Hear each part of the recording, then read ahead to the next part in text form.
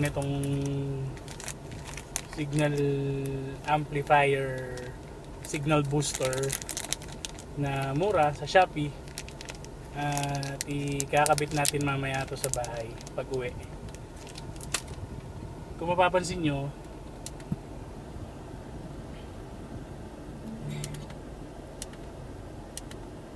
kapag ka naka-tuner ako, medyo malabo yung mga signal ko. Ang ginagamit kong antena, analog antena, aerial antena. Sobrang konti lang ng mga signal na nakukuha ko at puro madudumi pa yung stasyon.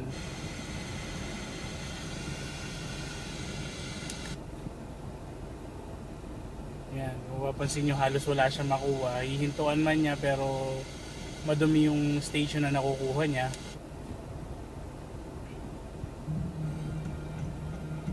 Bilang na bilang lang yung malilinaw na stasyon na makukuha niya, yung mga malalakas na signal na magbato.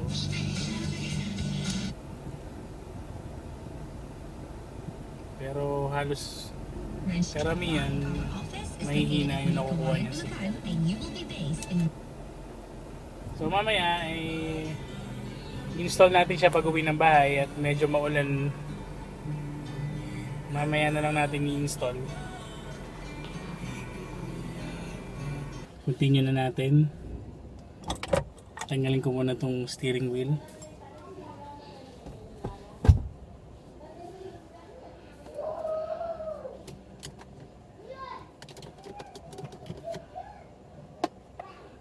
Remove ko lang yung head unit natin.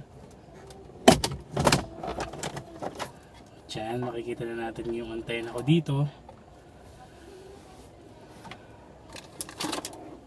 Bali yung signal booster na nabili natin, ang nakalagay dito, kailangan mong ilagay yung red na 12 volts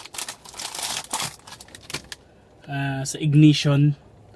Ibig sabihin, dapat sabay na mag-on yung key kapag isinusi mo. Sabay mag-on yung car radio booster signal amplifier natin. Hanap lang tayo ng pwede natin kabitan. Since yung head unit ko, madami ko ng beses itong binaklas, hahanap lang ako dito kung meron pa akong pwedeng pagkabitan na 12 volts na naka-ignition.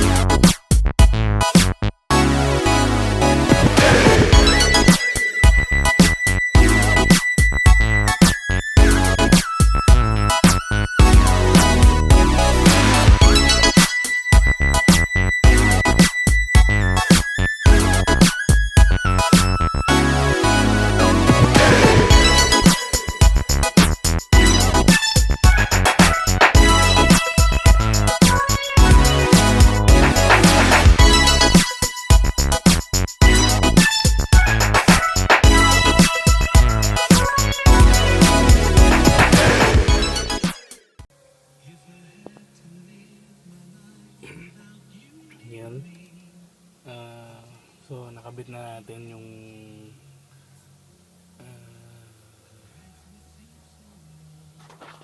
radio signal booster natin for FM. Actually, this also work for AM. Ang ginawa ko, since wala akong makitang available na ignition cable dito sa harness ko, kinabit ko na lang, itinap ko na lang itong red wire na to from radio booster. Ayan, naka-on siya, makita nyo may ilaw doon sa ignition switch nung sa radio. Since maliit lang naman yung kinukuha niyang voltage, hindi naman siya masyadong kumukuha ng malaking voltage, so hindi naapektuhan yung audio, hindi nagkaroon ng humming or unusual sounds. So okay naman. Ito yung head unit, mapapansin nyo. Ayan, madami-dami na yung signal niya. Actually, kahit yung mga signal na hindi niya dapat makuha, nakukuha niya. Try tayong mag-search. Ayan, hindi na dapat nakukuha to eh. Ayan, Manila yan. Medyo malinaw na siya.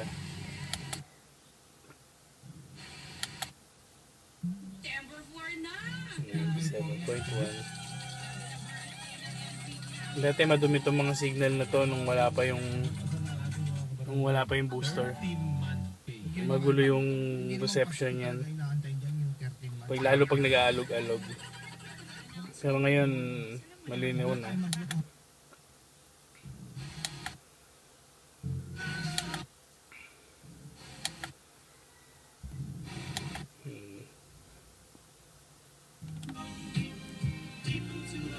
Channel na gusto ko, nakukuha na niya. Ito yung 107.5. Ito 106.7, meron na rin. Take note guys, yung location natin is Pampanga area natin. So medyo malabo na yung mga signal ng Manila, pero nasasagap naman. Siguro sa head unit ko na lang din, pero dati kasi hindi ko nasasagap tong mga channel na to. Ngayon yung mga station na to malinaw na, maganda-ganda ni reception, so dahil dun yun sa signal booster na kinabit natin. Take note guys, pag gumagawa kayo ng mga cable harness, make sure na walang maiiwan na open wire, kasi